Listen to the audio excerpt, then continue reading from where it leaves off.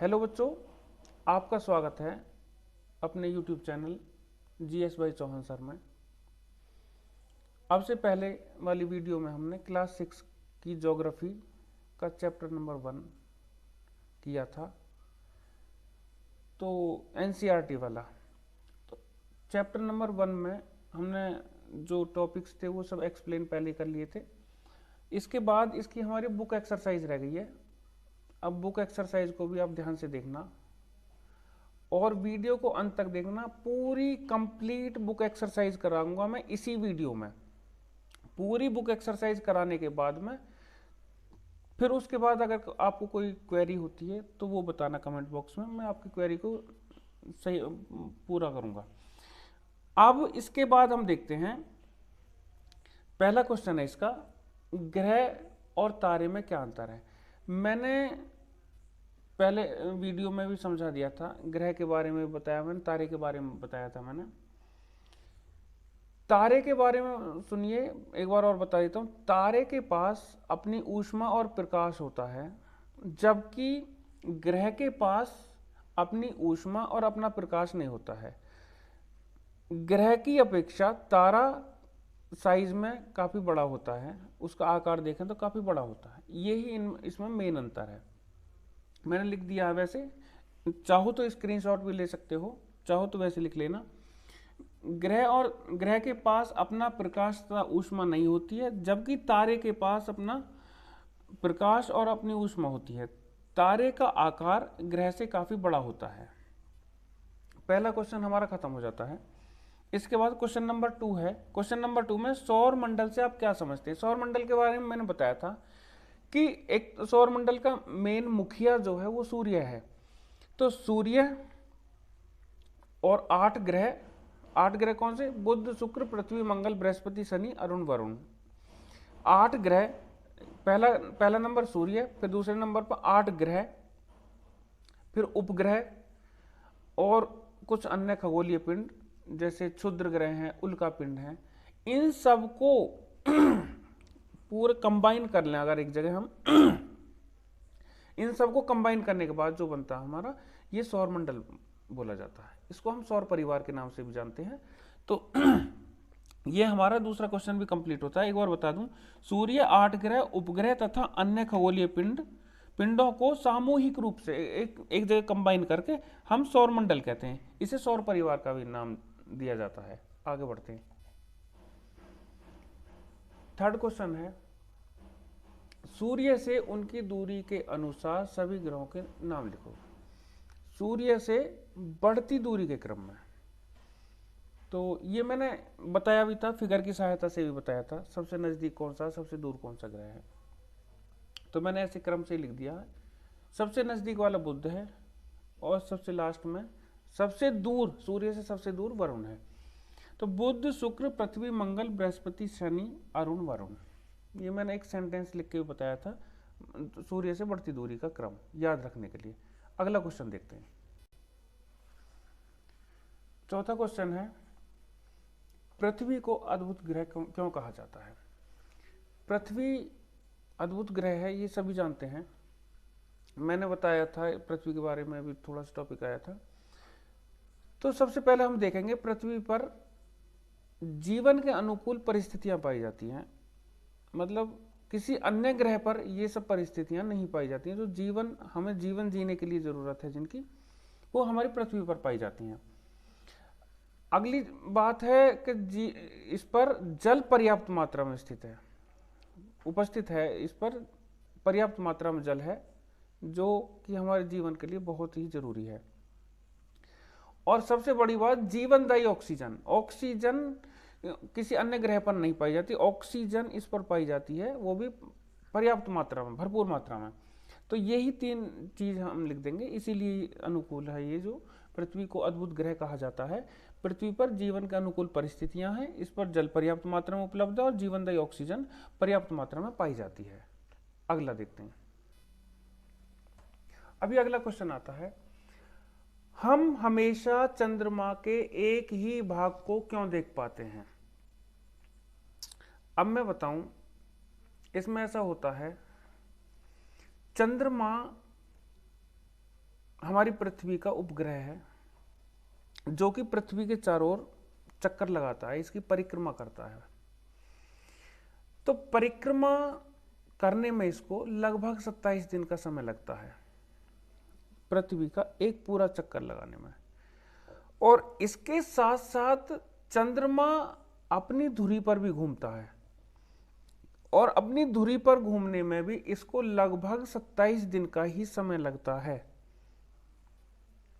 तो अब दोनों तरह की गतियों में, परिक्रमण और परिभ्रमण, रोटेशन और रिवॉल्यूशन, दोनों में ये समान समय लेता है। इसलिए हम चंद्रमा के एक ही भाग को देख पाते हैं। मान के चलो हमारी अर्थ है, ये हमारी अर्थ है, इसके चारों तरफ चंद्रमा चक्कर लगा रहा है, चंद्रमा इसके चारों तरफ चक्कर लगाता है। तो चंद्रमा को यहां से इस पॉइंट तक दोबारा से एक चक्कर लगा के आने में टाइम लगेगा 27 दिन। और ये अपने यहां से अपनी अक्ष पे, अपनी धुरी पे ऐसे घूमता घूमता घूमता घूमता आएगा, तो उसको एक पूरा चक्कर लगाने में भी 27 दिन का समय लगेगा। तो चंद्रमा भी हमारे साथ साथ, पृथ्वी के साथ साथ साथ साथ वो घूमता रहता है और इसका चक्कर भी लगाता रहता है। इसीलिए हमें चंद्रमा के हम दूसरे भाग को नहीं देख पाते, एक ही साइड को देख पाते हैं, दूसरी साइड को हम नहीं देख पाते। यही कारण है, इस क्वेश्चन में ये लिखा मैंने।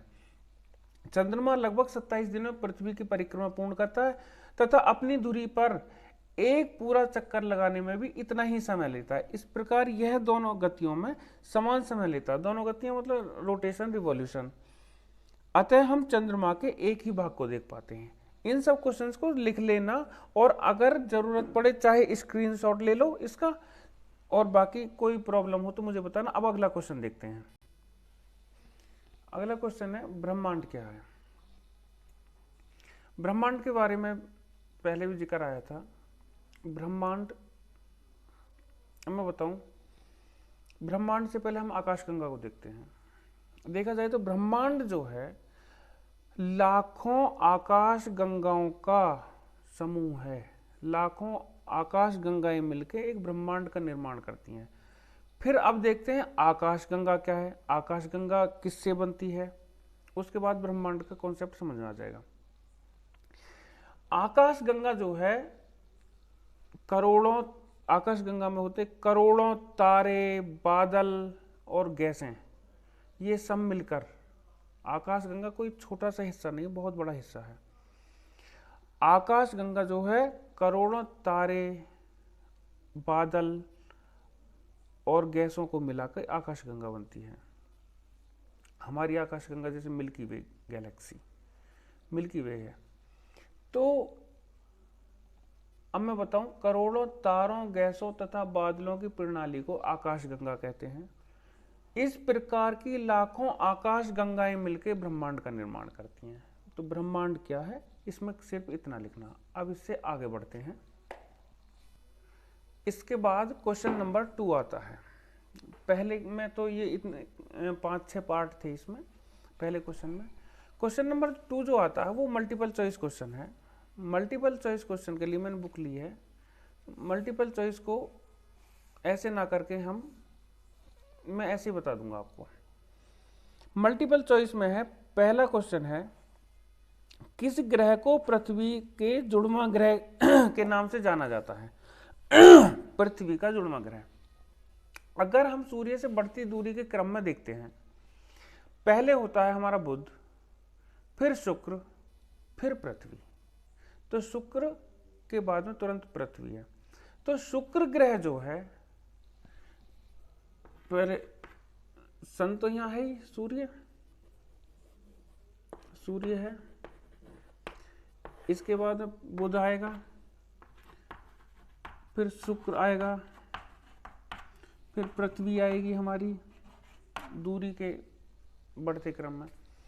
तो ये जो शुक्र ग्रह है, शुक्र ग्रह को पृथ्वी का जुड़वां ग्रह बोला जाता है। तो पहला इसका पार्ट हो गया कंप्लीट मल्टीपल चॉइस का। अगला क्वेश्चन है, सूर्य से तीसरा सबसे नजदीक कौन सा ग्रह है? सूर्य से तीसरा नजदीक वाला, तो देखो बुध, शुक्र, पृथ्वी, तीसरे नंबर पे हमारा पृथ्वी है। इसका ये वाला उत्तर हो गया।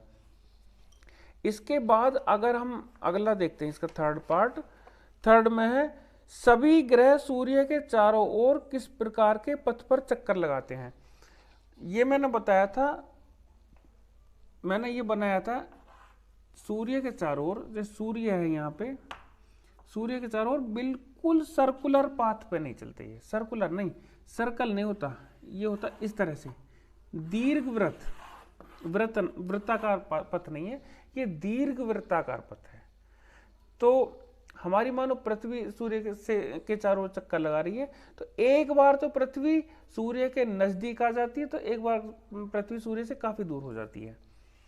अगर ये वृत्ताकार पथ पे चक्कर लगाती तो हमेशा पृथ्वी और सूर्य के बीच की दूरी बराबर रहती है। लेकिन दीर्घ वृत्त है, दीर्घ वृत्त में अगर हम देखते हैं, इसी को मान के चलो ये है, ये दीर्घ वृत्त है और ये सन है और ये अर्थ है, ये चक्कर लगा रही है। तो देखो यहाँ आने पे अर्थ और सन के बीच की डिस्टेंस घट गई और यहाँ जाने पे डिस्टेंस बढ़ जाती है।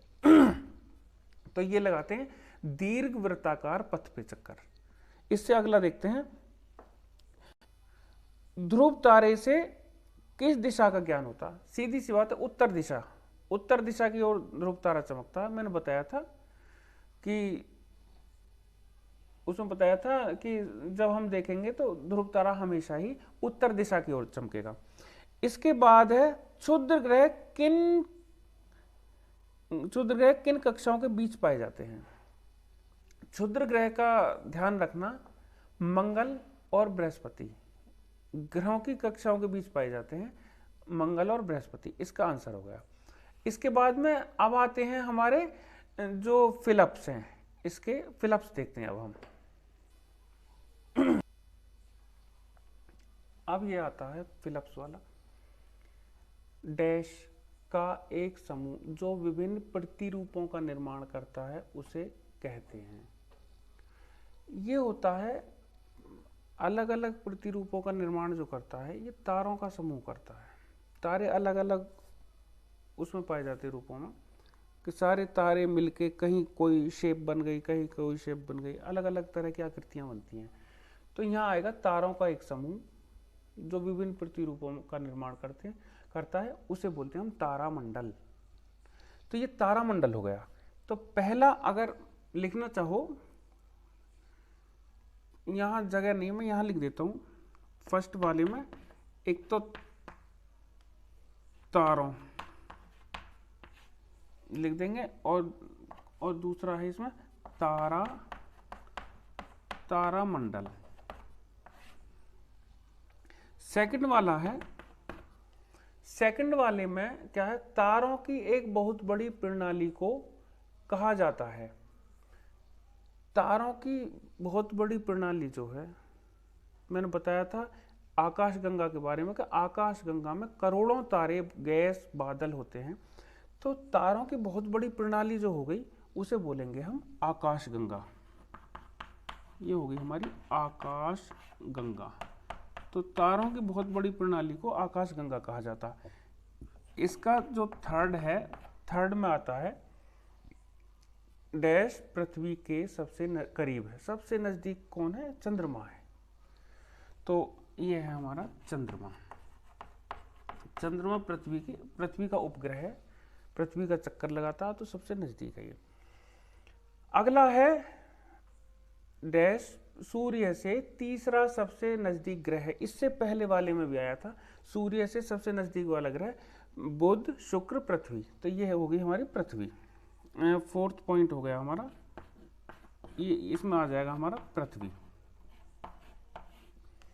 इसके बाद अगला है ग्रह के पास अपनी डैश तथा डैश होता है। बताया था ऊष्मा और प्रकाश। ऊष्मा प्रकाश ग्रह के पास अपना होता है। तो पहले इसमें फिफ्थ वाले में लिख देंगे हम अपनी ऊष्मा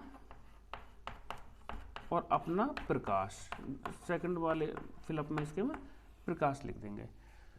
तो अब ये हमारी एक्सरसाइज भी इसकी कंप्लीट होती है। इसके बाद में हम चैप्टर 2 की वीडियो लेकर आएंगे, उस चैप्टर 2 को कंप्लीट करेंगे। ये चैप्टर मेरी तरफ से कंप्लीट हो गया। अगर आपको कोई समस्या आती है तो आप मुझे कमेंट बॉक्स में ज़रूर बताएं, उस समस्या को सॉल्व करूंगा आपकी को। और अगर वीडियो आपको अच्छी लगी हो, इससे पहली वाली वीडियो को भी देखना। ये क्वेश्चन आंसर समझने से पहले वो वीडियो देखनी जरूरी है। अगर उस वीडियो को देखोगे तो इन क्वेश्चन आंसर को ज़्यादा समझने की जरूरत नहीं है, आपको खुद ही क्लियर समझ आ जाएंगे। तो उस वीडियो को पूरी देखना, उसके बाद इनको देखना, तो आपको सारा चैप्टर क्लियर हो जाएगा। केवल 6 क्लास के मतलब का है ये, मतलब कॉम्पिटिटिव एग्जाम में आगे चल के कुछ और एक्स्ट्रा में बताया जाएगा, लेकिन फिलहाल 6 क्लास के हिसाब से मैंने ये सब कंप्लीट करा दिया है। और एक बात ध्यान रखना, अगर वीडियो आपको अच्छी लगती है मेरी, अगर आपको लगता है कि ये बहुत ही अच्छी वीडियो है और बहुत कुछ इसमें समझाया गया, आपको क्लियर समझ आती है, तो मेरे चैनल को सब्सक्राइब कर लेना, वीडियो को लाइक शेयर करना, अपने दोस्तों तक पहुंचाना ताकि वो भी इसका लाभ उठा सकें। बेल आइकन को दबा देना ताकि आने वाली वीडियो की नोटिफिकेशन भी आपको मिल जाए। धन्यवाद।